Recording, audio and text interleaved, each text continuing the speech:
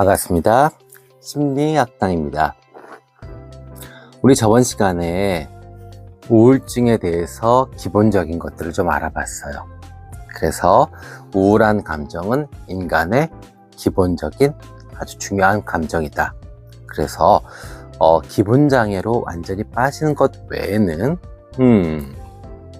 우리가 우울한 기분을 느끼는 것은 당연한 것이다. 근데 그것이 일상생활에서 어떤 나의 역할 수행 또는 어떤 생리적인 문제를 함께 동반한다면 그것은 분명히 질병으로서 한 유형이 될 수 있다. 이렇게 정리할 수 있죠. 그죠? 그러면 정말 우울한 어떤 기분장애의 느낌이 지금 있으신가요? 네, 아니면 그런 건 아닌데 그냥 계속 처진다. 그럼 이걸 어떻게 해결할 수 있을까요? 오늘은 그거에 대해서 이야기를 해볼 거예요. 네.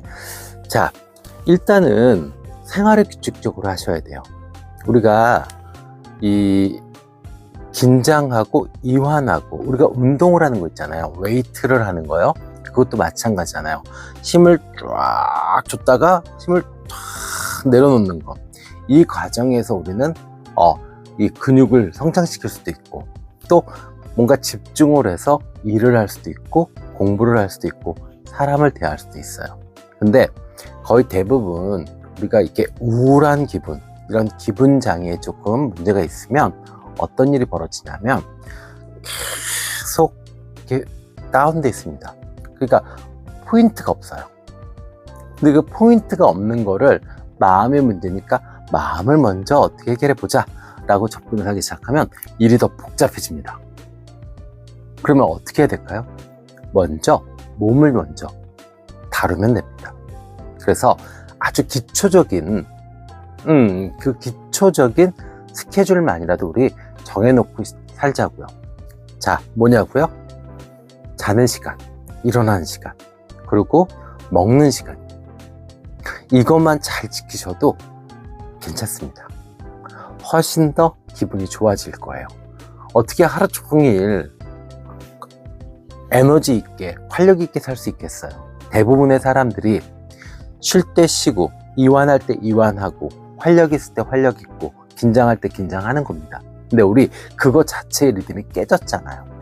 그러니까 먼저 나의 어떤 생체 리듬 먼저. 잠이 안 온다?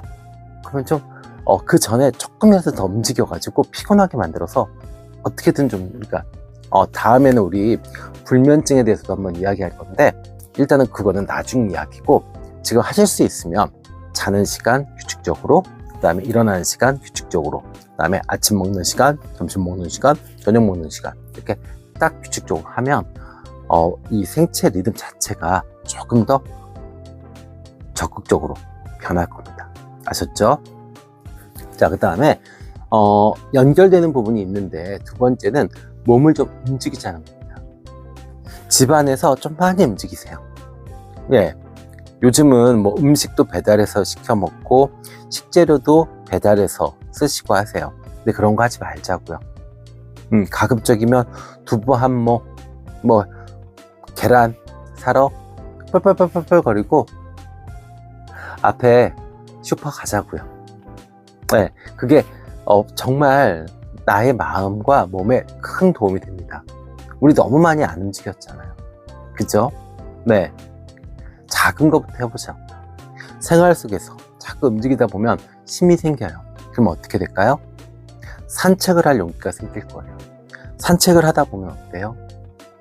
조깅을 할 용기가 생기고요. 조깅을 하다 보면 어때요? 등산을 하게 되고요. 이렇게 됩니다. 인간은 멀리 걸어갈 수 있도록 진화된 동물이래요. 우리가 날개가 있는 건 아니잖아요. 독수리처럼 날개가 있어가지고 막 멀리 날아다니는 것도 아니잖아요. 또 돌고래처럼 바닷속에서, 참치처럼 바닷속에서 오래오래 수영할 수 있는 것도 아니잖아요. 치타처럼 빠른가요? 아니잖아요. 근데 어떻게 우리 인간은 만물의 영장이 될 수 있었을까요? 일단은 머리도 있지만 생체적으로 봤을 때 멀리 걸어갈 수 있는, 멀리 뛰어다닐 수 있는 오래 뛰어다닐 수 있는 그런 능력을 가지고 있답니다. 그러니까 여러분들도 자꾸 움직여 보세요. 발바닥이 쿵쿵쿵쿵쿵 할 때마다 나의 우울증은 쿵쿵쿵쿵 사라집니다. 네, 저도 정말 삶이 벽에 부닥칠 때가 있었어요. 뭘 해도 안 되고 오히려 하면 저는 정말 정성껏 했는데 그것이 몇몇 사람들로 인해서 곡해되고 오해돼서 오히려 비난과 욕을 먹게 되고 그것에 한 책임을 다 떠안는 이제 그런 일들을 몇 년 동안 겪었어요. 그때 저는 뭘 했냐면요, 그냥 지하철을 타고 청계산으로 갔어요. 그냥 올라가고 싶었어요. 나도 뭐라도 할 수 있는 사람이다라는 거. 청계산 높지 않아요. 근데 그거 올라가고 나니까 살아있다는 생각도 들고 내가 그래 뭐라도 할 수 있구나 이런 생각이 들더라고요. 그러니까 여러분들도 지금 내가 조금 우울하고 다운돼 있다면 어마어마한 걸 처음부터 도전하려고 하지 마시고요. 집안에서부터 자꾸 움직여 보세요. 아셨죠? 네. 자, 그 다음엔요, 우리가 있는 게 있어요. 내가 환자라는 거, 내가 아프다라는 거예요. 왜 그러냐면 밖에서 일단 배려를 안 해줘요. 맞죠?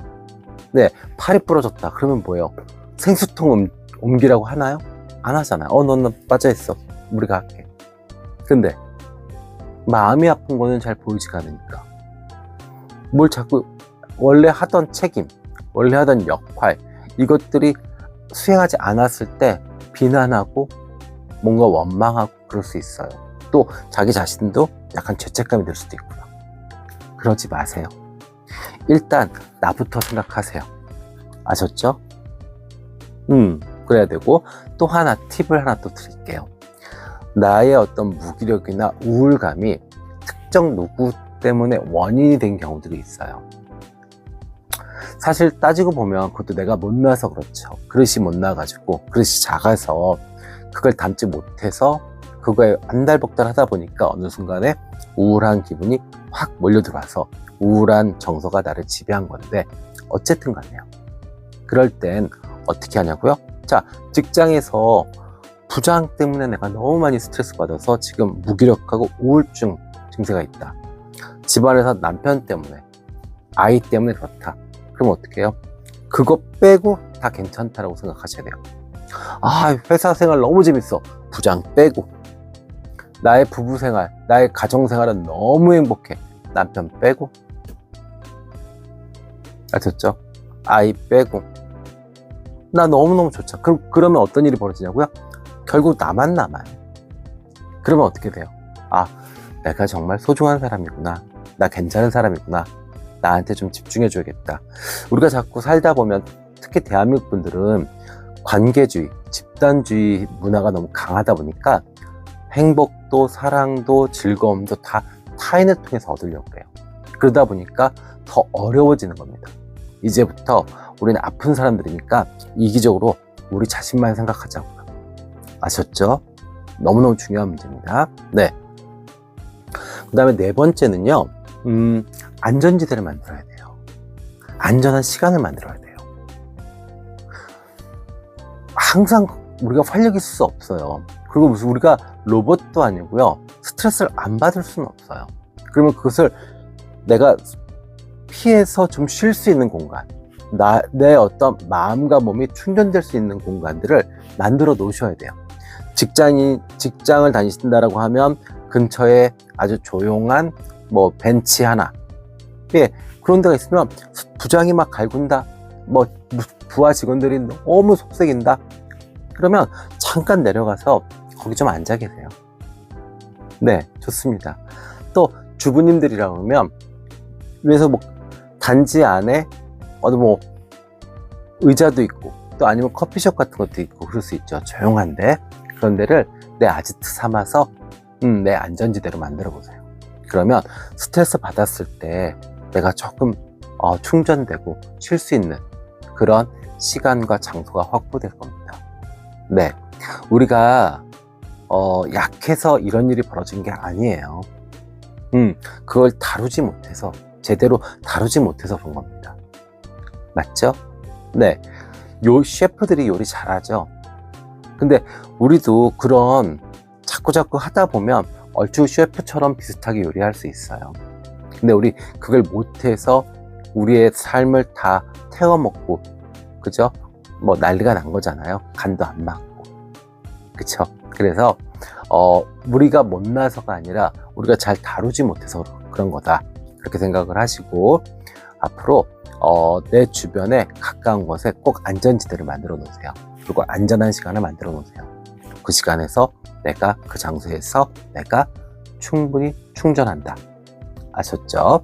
자, 이렇게 나를 다시 재건하는 과정이 끝났다라고 하면 우리가 해봐야 될 게 있어요. 뭘 하냐고요?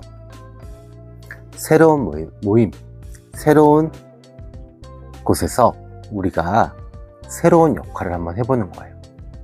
칼융 박사가 이야기했던 페르소나를 하나 써보는 거예요.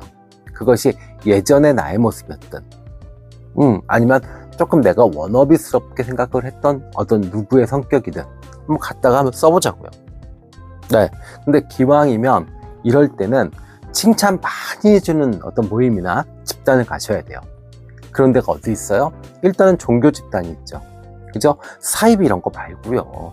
정상적인 절, 정상적인 교회, 정상적인 성당. 나는 근데 이런 거 싫다. 나는 원래 무신론자라 이런 거 별로야. 그러시면 요가, 뭐 명상, 필라테스, 피트니스 좋습니다.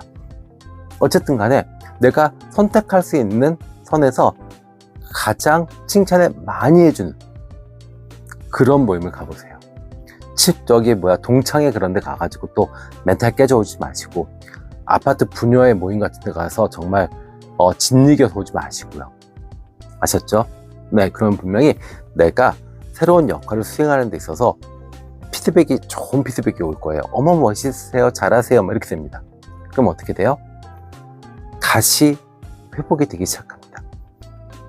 그러면 어때요? 이제는 기존의 가족들과 기존의 관계에서 나의 새로운 역할 모델을 한번 해보는 거예요. 그때는 좀 용기가 생겼겠죠? 그죠? 왜냐면 그 전에서 새로운 장소나 새로운 모임에서 내가 피드백을 받아봤던 그런 경험들이 있거든요. 무조건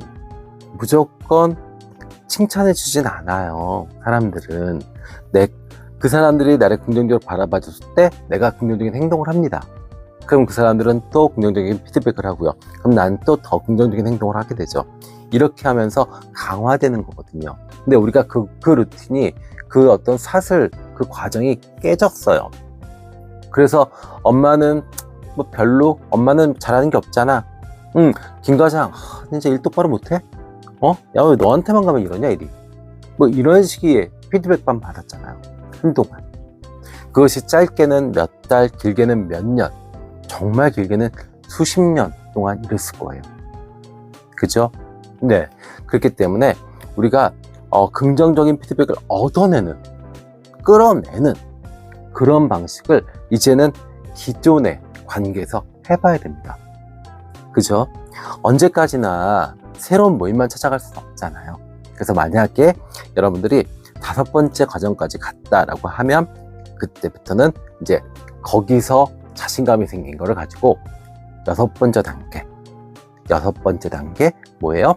기존의 가족관계, 기존의 관계, 여기서 내가 새로운 모습을 만들어 나가면 됩니다.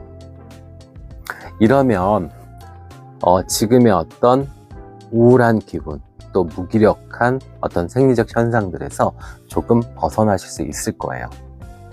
너무너무 힘들다라고 하시면 그 약을 함께 처방받으셔서 드시면서 함께 이렇게 과정을 밟으셔도 좋습니다. 근데 너무 오래 하시면 부작용이 심해요. 우울증 약이. 그러니까 약에 너무 의존하는 것보다는요, 나의 어떤 몸부터 시작해서 마음으로 이렇게 넘어가는 과정을 계속 조금씩 변화시키는 것이 우울증에서 벗어나고 훨씬 더 행복하고 건강한 내 삶을 살 수 있도록 해주는 겁니다. 아셨죠? 네. 자, 이렇게 하다가도 분명히 벽에 부딪힐 거예요. 스스로 만든 벽. 부정적 사고가 계속 올라올 겁니다. 그건 어쩔 수 없어요. 왜냐면 그냥 스키마가 그렇게 돼 있어요. 내 인지 도식이 이게 무슨 자극이 들어오면 긍정적인 자극은 다 빠져나갑니다. 그러니까 우리가 몸이 약해지면 어떻게 해요? 장이 제대로 안 움직이면 영양분은 다 빠지고 찌꺼기만 남고 이렇잖아요. 영양분은 흡수를 못해요. 우리 마음도 그래요. 지금 우울한 기분, 그 기분 장애에 우리가 걸려 있다면 우리는 분명히 긍정적인 자극은 다 버려놨을 겁니다. 부정적인 자극만 확 모아가지고 그걸로 인지도식화해서 자기 상을 만들고 세상을 판단했을 거예요. 그래서 다음 시간에는 우리가 어떻게 잘못된 스키마 그리고 부정적 사고를 어떻게 자동적으로 하는지에 대해서 이야기해 볼 거예요. 그래서 지금 만약에 많이 우울하다 이러면 지금 하셔야 될 것보다 몸부터 챙기자. 아셨죠? 네. 물론 이 몸 자체에 어떤 문제가 있다라고 하면 그 몸은 치료 받으셔야 돼요. 아셨죠? 뭐 호르몬 자체 문제가 생겼거나 아니면 신경적으로 문제가 있다라고 하면 그건 처방을 받고 치료를 받으셔야 됩니다. 근데 그러지 않고 그냥 온전히 기분 장애 일종으로 주요 우울 장애에 내가 노출돼 있다 라고 하시면 제가 오늘 드렸던 말씀을 하나씩 실천하시면 분명히 도움을 받으실 겁니다. 지금까지 심리학당의 공사부였고요. 다음 시간에 우리 인지도식, 스키마, 부정적 사고에 대해서 이야기해 보도록 할게요. 감사합니다.